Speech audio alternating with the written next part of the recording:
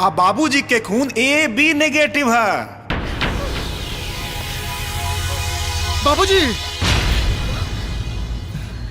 हे बाबूजी, और पोता के कपार फाट गइल बा। डॉक्टर कहता खून चढ़ावे के पड़ी और AB नेगेटिव ग्रुप के खून कहीं नहीं मिलत बाबूजी। तो हम का करी? जा जाके अपना ससुर के बोल। ए बाबूजी, राउर ब्लड के ग्रुप भी AB नेगेटिव बाटे। अपना पोता के जान बचा ली बाबूजी। हमार पोता? अरे वो कब से हमार पोता हो गिल रे? कैसन बात करता नहीं बाबूजी, हम राउर बेटा है तो राउर पोता भइल ना। अच्छा अच्छा, उहे ना जौना के छठियार के नेवता तू हमरा देवे के भुला गेल रहले। ते हमार बेटा होते ना तो तोर माई बाप जियता की मरता ते एकर खबर रखते हैं। अरे जा राम बाबू जा। गोविंद प्रसाद आजकल फोकट में काम कइल बंद कर देले बा। बाबूजी, हमरा के माफ कर दी। हमार गलती के सजा अपना पोता के मत दी बाबूजी। ऐसन बात बा तो सुन, तोहार बेटा के खून देवे के खातिर हम 10,000 रुपया ले नगद।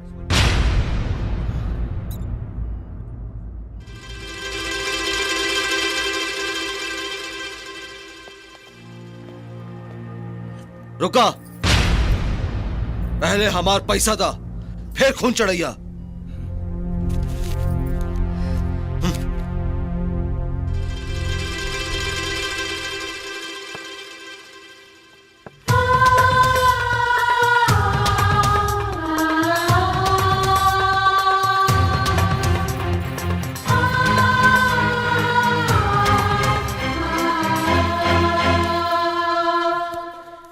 हमरा पोता के जिंदगी खातिर दुआ कर लो।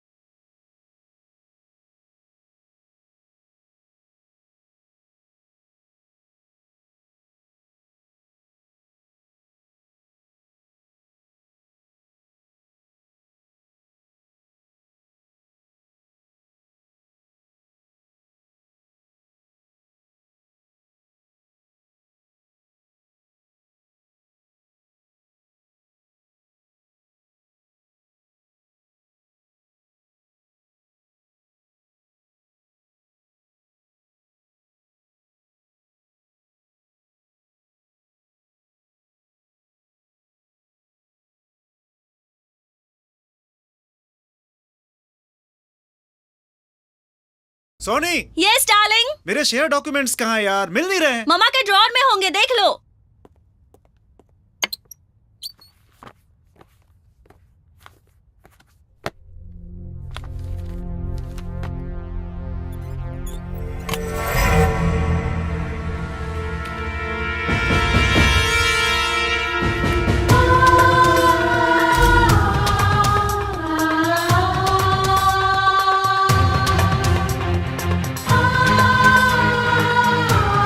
मामा, मामा, मामा।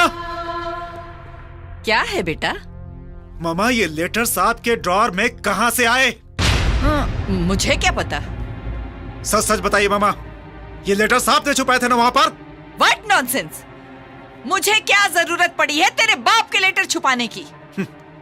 तो फिर आपको कैसे मालूम कि ये लेटर्स मेरे पिताजी के हैं? आपकी खामोशी साफ बता रही है कि ये लेटर्स आपने जानबूझकर छिपाए थे। मेरे घर में रह के मुझे आंखें दिखा रहा है? मुझे ये फालतू के बकवास सुनने की आदत नहीं है। आप इसे फालतू बकवास कह रही हैं? इन चिट्ठियों से साफ जाहिर है कि कैसे पिताजी मुझे अपनी जमीन जायदाद बेच बेच कर पैसे भेजते रहे, और आप है कि इन चिट्ठियों को मुझ तक पहुंचने ही नहीं दिया ताकि मेरे और मेरे परिवार के बीच गलतफहमी की दीवार खड़ी हो जाए।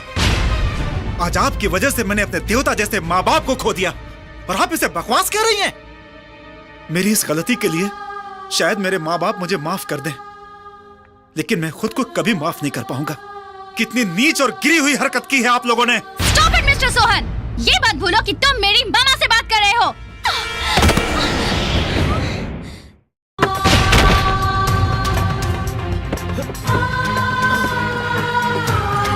छेतर कहीं के।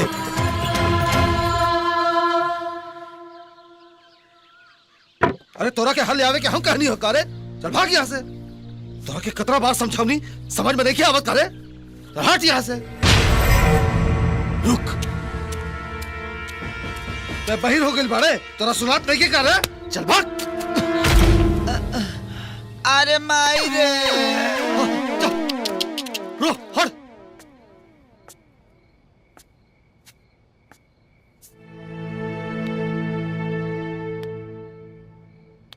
अरे चल हट रे भग चुनहरा।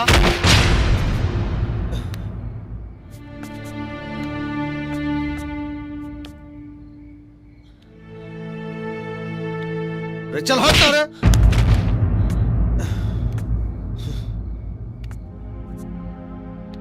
हमरा के चैन से ना सुते देवे।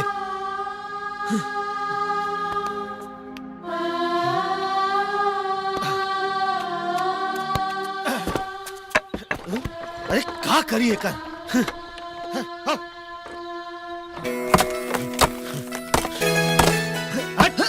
क्या करी रे कर, भाग यहाँ से।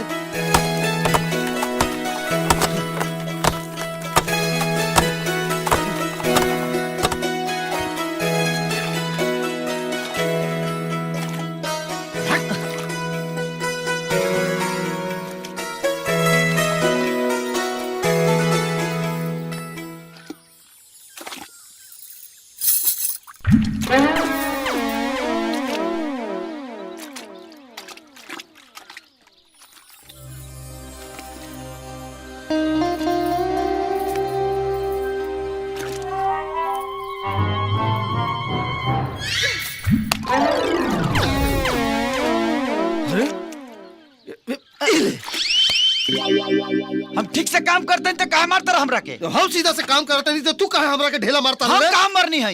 चुप रह भाग चुनहरा।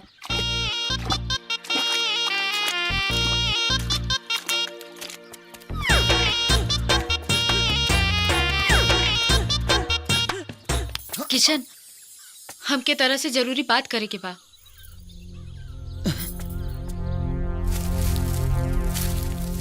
किशन, कुछ दिन से हम देखा तानी तो हमरा से दूर दूर भागत आड़ा। अरे तरह की कुछ मालूम बा? हमरा घर में हमार शादी की तैयारी चलता। तई तू हमसे काहे के बोला था जहाँ तोहर शादी तय भइल बकाला? किशन, तू तू ही बात कहत आड़ा? हाँ हम कहा था नहीं, कैसे कि तुहार और हमार मिलन नहीं हो सकत। ऐसे कि तुहार बाबूजी और हमार बाबूजी जन्म जन्म के दुश्मन हलो, और हम अपने बाबूजी को अच्छी तरह से जानता नहीं। उमर जी हैं, लेकिन तुहार और हमार मिलन कब्बो ना होके दी। किशन, तू हमके समझे की कोशिश काहे नहीं को करत? हमरा घर के हालत बहुत खराब बा। राम भैया और सोहन भैया जब से घर छोड़ के गइल बालो, बाबूजी के दिल टूट गइल बा। भले अब दुनिया इधर से उधर हो जाई त कहा, लेकिन हम अपने बाबूजी के दिल नहीं तोड़ सकत। ऐसे तू हमके भूल जा चंदा।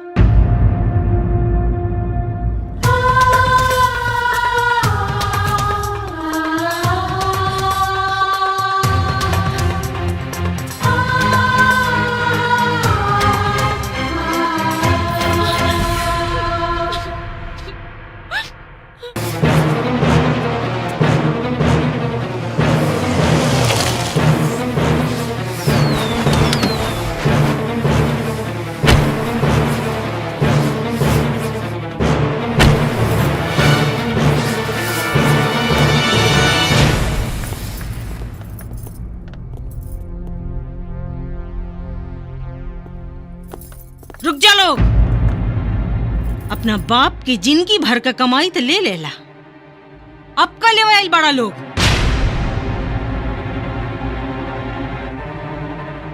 ये घर का सुख शांति और मान मर्यादा कुल तो पहलवे बेच के खा गए बड़ा लोग, हब का बेचे आइल बड़ा। कहीं तू लोग हमनी पर तरस खा के तो नहीं ना आइल? तो एक बात कान खोल के सुन ला, हम अपना छोट सा परिवार में बहुत खुश बानी। इहो हो सकता कि तू लोग अपना गलती पर पछता के ये घर में वापस रहे खातिर आयल होकबा, फिर से झगड़ा करे खातिर आए लोग बा। अपना बाबूजी के दुख देके फिर से ये घर से वापस जाए खातिर आए लोग बा। तो जा, जौने गाड़ी में बैठ के आयल बड़ा लोग, जा वही गाड़ी में बैठ के यहाँ से चल जा।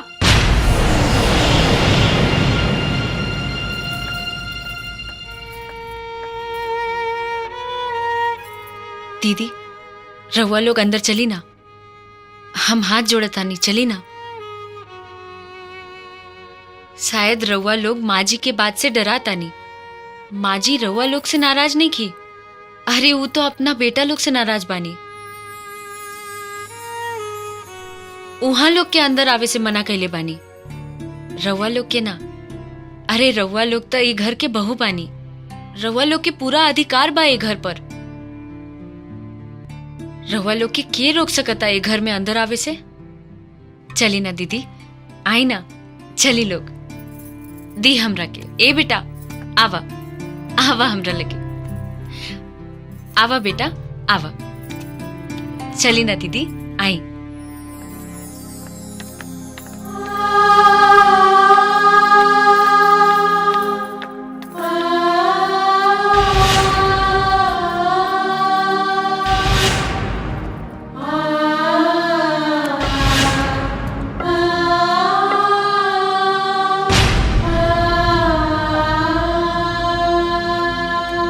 अब का तोहरा लोग इनके हाथ गोड़ जोड़ी तबे भीतर जाइबा। बाबूजी हमने के माफ कर दी बाबूजी, हमने के माफ कर दी बाबूजी। हमने के एहसास हो गए कि माँ बाप के चरण में ही दुनिया के हर धाम और स्वर्ग बा। हाँ बाबूजी, हमनी के बुझा गल कि अपना परिवार से बढ़ के दुनिया में कोनो सुख ना होला बाबूजी। हमनी के माफ कर दी बाबूजी, माफ कर दी। अरे किशन के माई, पूजा पाठ के तैयारी करा, हम लइकन खातिर पड़ाका लेके आवता नहीं।